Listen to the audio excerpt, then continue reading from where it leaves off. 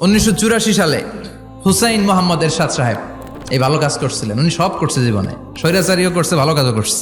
উনার কারণে আজ অবধি এই 84 থেকে আজ বাংলাদেশের রাষ্ট্রীয়ভাবে সাপ্তাহিক ছুটির দিন কোনটা?